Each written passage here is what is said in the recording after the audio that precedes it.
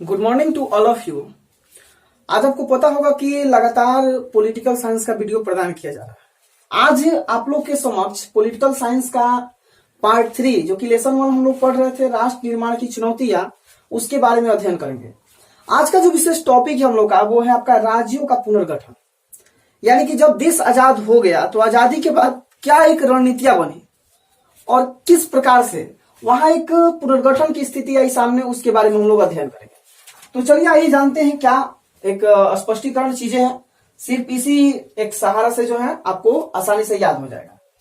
आपको याद रखना है कि तेलुगु भाषा के आधार पर प्रथम राज्य का गठन किया गया था, लेकिन मांग किया गया था। पहले तो मांग किया गया, लेकिन मांग एक राज्य से किया गया था। आपको याद रखना है आंध्र प्रदेश से, अर्थात आंध्र प्रदेश एपी के द्वारा जो है इस मांग की गई कि हमें तेलुगु भाषा के आधार पर एक अलग राज्य की स्थापना चाहिए।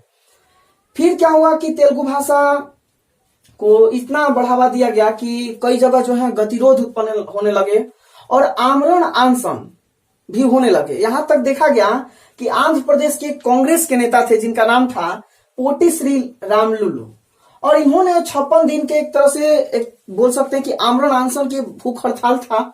इसमें 15 अक्टूबर अर्थात 15 अक्टूबर 1952 ईस्वी को इनकी मृत्यु हो जाती है, और मृत्यु के पश्चात आंध्र प्रदेश में और भी गतिरोध की भावनाएं देखने को मिलती है।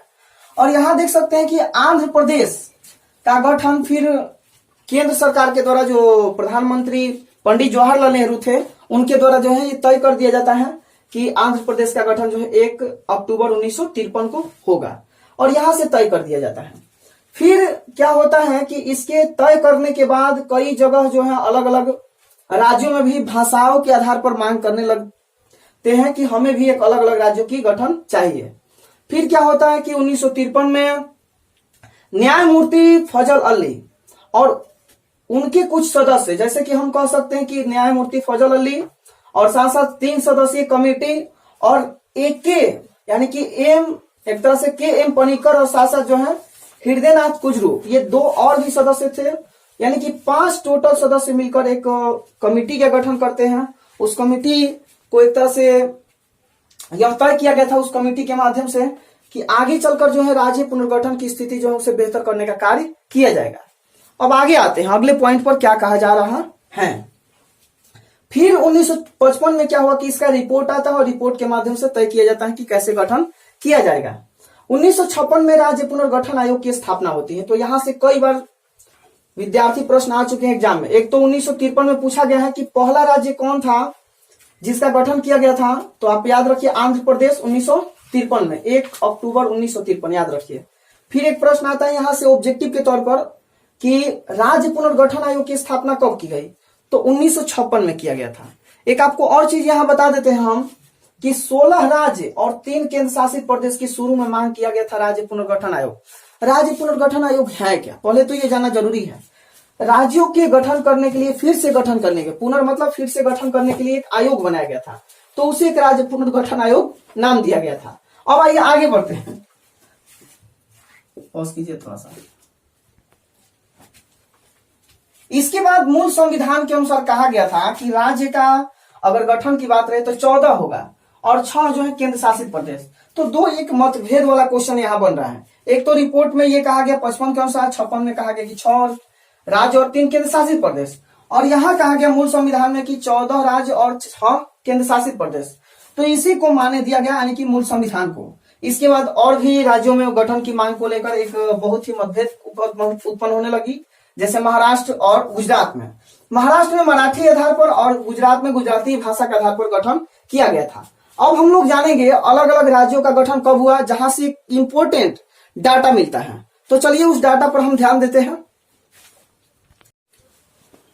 अब हम आप लोगों को उन आंकड़ा से परिचित कराएंगे जहां से सिर्फ और सिर्फ इंटरमीडिएट के एग्जाम नहीं, बल्कि आगे लगातार जो प्रतियोगी परीक्षा है उनमें भी काफी इंपॉर्टेंस है। तो जैसे कि ऑब्जेक्टिव के तौर पर इसमें से प्रश्न आते रहते हैं, जैसे कि प्रश्न दे दिया जाता है कि उत्तर प्रदेश की स्थापना कब हुई, तो ऐसे प्रश्न बनते रहते हैं।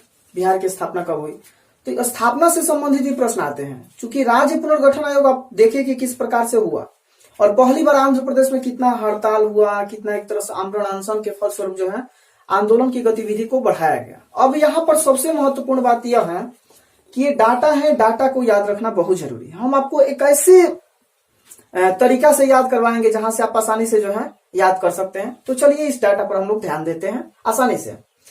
पहले हम 1936 से स्टार्ट करते हैं, चूंकि राज्य पुनर्गठन आयोग तो 1953 के फलस्वरूप यानी कि 1956 में देखा गया था पूर्ण रूप से, लेकिन कुछ पहले भी स्थापना हो चुके थे राज्यों का, तो उसके बारे में भी हम लोग चर्चा करेंगे। कुछ राज्य और कुछ जो है केंद्र शासित प्रदेश जो काफी इंपोर्टेंट है उनके लिए। अब देखिए यहाँ पर 1936 में बिहार राज्य की स्थापना हुई और यह हिंदी भाषी क्षेत्र है। ये भी प्रश्न आता है कि बिहार की राजकीय भाषा कौन सी है, तो हिंदी है, आपको याद रखना है यहाँ पर। और याद रखना कि 1 अप्रैल 1936 की इसकी जो है स्थापना की गई थी। और उड़ीसा, जो कि उड़ीसा पहले नाम से जाना जाता था, जिसकी राजधानी भुवनेश्वर है, और इसको भी एक तरह से भाषा के आधार पर गठित किया गया था। आप याद रखना है कि उड़िया एक तरह से भाषा है वहां की, और उस भाषा के माध्यम से जो है इसका एक तरह से गठन किया गया था। तो ये भी याद रखना 1936 में इसका भी हुआ था, क्योंकि बंगाल का हिस्सा था ये, और बंगाल के बाद जो है इसे इसमें शामिल करके अलग कर दिया गया था। 1947 में जब देश आजाद हुआ 15 अगस्त 1947 को, तो पहला तो असम राज्य को एक अलग श्रेणी में लाया गया, अलग राज्य की श्रेणी में दिया गया। काफी संघर्ष की भावना भी आज भी देखा जाता है कि कभी कभी उग्र की स्थिति देखने को मिलती है। फिर 26 अक्टूबर 1947 को आपको याद रखना है जम्मू कश्मीर की स्थापना हुई। और आपको पता होगा करंट में जम्मू कश्मीर खत्म हो चुका है, क्योंकि आपको पता होगा कि प्रधानमंत्री नरेंद्र मोदी और अमित शाह के नेतृत्व में यह तय किया गया कि जम्मू कश्मीर अब राज्य की श्रेणी में नहीं होगा, क्योंकि कई तरह की स्थितियां बनी हुई थी। तो उसको हटाने के लिए अब जम्मू कश्मीर को जो है एक तरह से समाप्त कर दिया गया, और इसके स्थान पर 2 अलग अलग, एक जम्मू और दूसरा जो है लद्दाख केंद्र शासित प्रदेश की स्थापना कर दी गई है। तो आपको याद रखना कि जम्मू कश्मीर अब राज्य की श्रेणी में नहीं है, लेकिन इतिहास के अंतर्गत अगर देखा जाए तो डेट आपको याद रखना है कि 26 अक्टूबर 1947 को जो है इसकी स्थापना की गई थी। अब आते हैं अगले पॉइंट पर, क्या पॉइंट बोल रहा है। 1950 26 जनवरी 1950 को यूपी, देखिए यूपी का नाम पहले उत्तर प्रदेश नहीं था, संयुक्त प्रांत के रूप में जाना जाता था। यानी कि यूपी का पहले मतलब था संयुक्त प्रांत, लेकिन बाद में उत्तर प्रदेश की इसको गठित किया गया। लेकिन कब, प्रश्न भी आएगा कि संयुक्त प्रांत को कब उत्तर प्रदेश नाम दिया गया था, तो आपको याद रखना है विद्यार्थी 26 जनवरी 1950 को। और ये हिंदी, यानी हिंदी भाषा यहाँ की राजकीय भाषा है। इसके बाद आते हैं तमिलनाडु, इसकी भी स्थापना 26 जनवरी 1950 को ही हुआ था, जब देश का संविधान लागू किया गया था, यानी गणतंत्र जब देश बना था उस समय की बात है। तो याद रखना कि तमिलनाडु यानी तमिल भाषा के आधार पर इसे गठित किया गया था। 1954 आते हैं, देखिए डेट 36, 47, 50, इसके बाद किस पर आ गए, 54 पर। बस ये याद रखना 36, इसके बाद आपको आना है 47, 50 और 54 पर आना है। 54 में देखिए कि 1 नवंबर 1954 को पंडुचेरी एक केंद्र शासित प्रदेश है, टेरिटोरियल स्टेट है, उसकी स्थापना की गई थी। 1956 की अगर बात करते हैं तो 1956 में याद रखिए 1956 में राज्य पुनर्गठन आयोग की स्थापना की गई थी, और उसके माध्यम से केंद्र शासित एक तरह से राज्य की स्थापना की गई थी। किसका, तो याद रखना है कि आंध्र प्रदेश की। लेकिन यहां देखिए 1956 में आप याद रखिए अंडमान निकोबार द्वीप समूह और लक्षद्वीप की भी स्थापना की गई थी, तो ये केंद्र शासित प्रदेश है 2। तो यहाँ 54 और 56 में याद रखिए कि 1 नवंबर को ये पंडुचेरी, और इसके बाद 56 में 1956 में देखा अंडमान निकोबार द्वीप समूह और साथ साथ लक्षद्वीप। अब यहाँ सबसे इंपोर्टेंट है, कई बार एग्जाम में, हजारों बार अगर देखा जाए तो ये कई एग्जामों में दिया गया है, ये वाला पॉइंट पूछा है कि आंध्र प्रदेश की स्थापना कब हुई। अभी पीछे बताए हम कि आंध्र प्रदेश की स्थापना कब हुई, तो देखिए भारत सरकार के द्वारा यह आह्वान किया गया था कि 1953 के बाद जो है इसे गठन किया जाएगा, क्योंकि रामलू की मृत्यु हुई थी, आपको पता होगा, अभी बताए हम उसकी कहानी क्या था। तो उसके बाद क्या किया कि पूर्ण रूप से एक आधिपत्य, एक तरह से जो है प्रशासनिक रूप देने में जो है 1 नवंबर 1956 को जो है आंध्र प्रदेश को तेलुगु भाषा के आधार पर गठित किया गया था। और कर्नाटक जो कि कन्नड़ वहां की भाषा है, उसके आधार पर केरल मलयालम भाषा के आधार पर, और मध्य प्रदेश हिंदी, और साथ साथ यहां देख सकते हैं कि पश्चिम बंगाल बंगाली, यानी कि आंध्र प्रदेश तेलुगु, कर्नाटक कन्नड़, केरल मलयालम, मध्य प्रदेश हिंदी और पश्चिम बंगाल बंगाली के आधार पर 1 नवंबर 1956 को इसकी स्थापना की गई।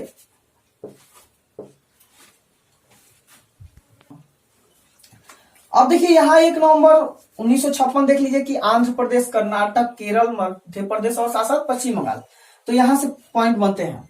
1 मई 1960 को महाराष्ट्र मराठी भाषा के आधार पर, चूंकि महाराष्ट्र एक पहले प्रांत के रूप में था, लेकिन उसी से अलग करके गुजरात बना गया गुजराती भाषा के आधार पर, तो ये भी दोनों भाषा के आधार पर थे। 11 अगस्त 1961 को दादर नगर हवेली, जो कि केंद्र शासित प्रदेश यानी केंद्र शासित प्रदेश के अंतर्गत है, इसको भी शामिल कर दिया गया था। 11 अगस्त 1961 को।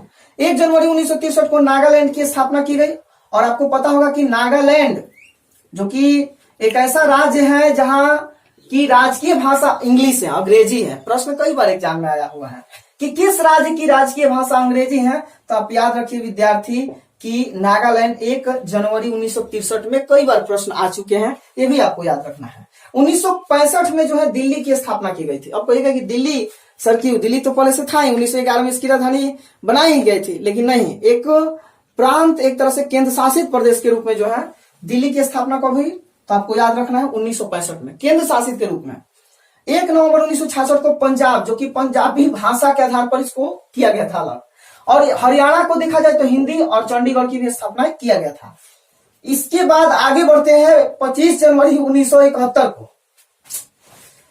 अब यहां देखिए 25 जनवरी 1971 को हिमाचल प्रदेश की स्थापना हिंदी भाषा के आधार पर, और 25 जनवरी 1972 को एमएमटी आपको याद रखना है।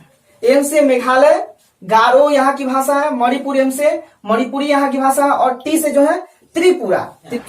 पीछे हम लोग देख चुके हैं कि 1972 में 3 राज्यों की एक तरह से स्थापना की गई। अब एक बार रिकॉल करते हैं, रिकॉल उसको, और फिर यहां जानेंगे एक ट्रिक जहां से आप आसानी से जो है याद कर सकते हैं। चलिए देखते हैं। 21 जनवरी 1972 को 3 राज्यों की स्थापना हुई थी, और बहुत आसान ट्रिक है एमएमटी। बस आप याद रखते हैं एमएमटी, तो आप तीनों राज्यों को याद कर सकते हैं। एम से मेघालय, यानी यहाँ की जो भाषा है, लैंग्वेज है, गारो है। देखिए मेघालय, और यहां देखिए गारो खासी जो जयंतिया है वो यही क्षेत्र के अंतर्गत शामिल है। एम से मणिपुर, यानी कि यहाँ की भाषा मणिपुर यानी मणिपुरी। टी से त्रिपुरा, यहाँ याद रखना है कि बंगला यहाँ की भाषा है। जो पश्चिम बंगाल अब बना हुआ है राज्य, जो कि बंगला के रूप में जाना जाता है, वही बंगला भाषा है। जैसे पश्चिम बंगाल की भाषा बंगला है, तो वही बांग्ला भाषा यहाँ की भी है। अब आइए 1972 के बाद 75 पर। 1975 देखिए डेट वाइज है, डेट वाइज आपको याद कर लेना है। 1975 में आते हैं तो 36वें संविधान संशोधन के द्वारा, देखिए 36वें इसलिए लिखे हैं क्योंकि यही वाला प्रश्न पूछता है सीधे तौर पर कि किस संविधान संशोधन के द्वारा सिक्किम राज्य की स्थापना की गई थी। तो आपको याद रखना है 36वें संविधान संशोधन के द्वारा सिक्किम राज्य की स्थापना की गई थी, और इसे नेपाली यहाँ की राजकीय भाषा की दर्जा दी गई थी। तो 1975 में 36वें संविधान संशोधन के द्वारा सिक्किम राज्य की स्थापना की गई, और यहाँ की नेपाली राजकीय भाषा है। देखिए अब यहाँ प्रश्न बनता है कि नेपाल इस तरह एक देश है, वहां की नेपाली भाषा है, लेकिन एक कई राज्य हैं, जैसे हम बताएं कि नागालैंड में इंग्लिश राजकीय भाषा, वैसे सिक्किम में आते हैं तो यहाँ की एक राजकीय भाषा अलग मिलता है जिसका नाम है नेपाली। 20 फरवरी 1987 को 1, 2, 3, 4 यानी 3 राज्य और केंद्र शासित प्रदेश एक की स्थापना की गई थी। तो यहां देखिए 20 फरवरी 1987 को मिजोरम, मिजो जहां की भाषा है राजकीय, गोवा यानी कोंकणी भाषा है राजकीय, और यहाँ थे अरुणाचल प्रदेश जहां की राजकीय भाषा हिंदी है, और दमन दीव भी एक तरह से इसको भी शामिल किया गया है जो कि केंद्र शासित प्रदेश के अंतर्गत शामिल है।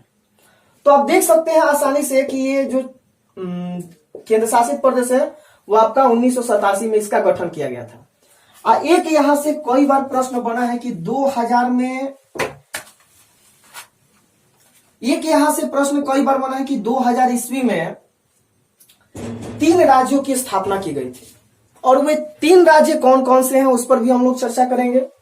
तो देखिए ट्रिक आपको याद रखना है, छत से उतरो झाड़ो, और क्या व्याख्या है ये भी जान लेते हैं। तो देखिए यहाँ साइलेंट से को रखना, छत से आपका छत्तीसगढ़, उतरो से यानी उत्तराखंड, और झाड़ो मतलब झारखंड। ये 3 राज्य आप छत से उतरो झाड़ो याद रखिए, उसके बाद आसानी से जो है आपको याद हो जाएगा।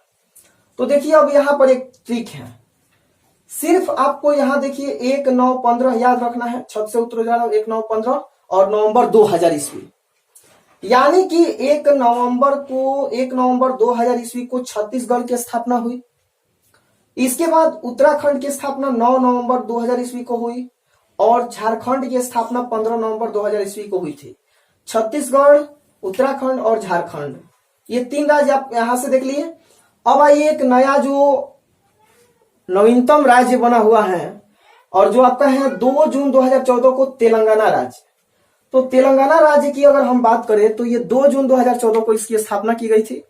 तो इस प्रकार से हम लोग देख सकते हैं कि ये नवीनतम राज्य की श्रेणी में आता है। और भी बहुत सारे जो आप देख सकते हैं कि इसके अनुसार अनुरूप जो है बहुत सारे राज्यों का हम लोग श्रेणीबद्ध देख लिए। अब यहां से आप देख चुके हैं कि किस प्रकार से राज्यों का पुनर्गठन हुआ। उसके बाद कई राज्य पहले भी बन चुके थे और कई राज्य जो है बाद में बने थे। तो एक बेसिक समझ था क्लास 12 का पहला लेसन हम लोग देख लिए। तो यहां से एक समझ हम लोग देखे जहां से आप आसानी से जो है याद कर सकते हैं। एक तरीका जो डेट वाइज हम लोग याद करने का आसानी से एक फॉर्मूला को यूज कर सकते हैं। तो अगर अभी तक हमारे चैनल से आप नहीं जुड़े हुए हैं तो आप हमारे चैनल स्टडी विथ अनिल को सब्सक्राइब कर ले तथा बेल आइकन जो है उसको प्रेस कर लीजिए ताकि जब भी हम नोटिफिकेशन दें तो आपको सबसे पहले मिल सके। तो चलिए अगले वीडियो में मिलते हैं, तब तक के लिए धन्यवाद। जय हिंद, जय भारत।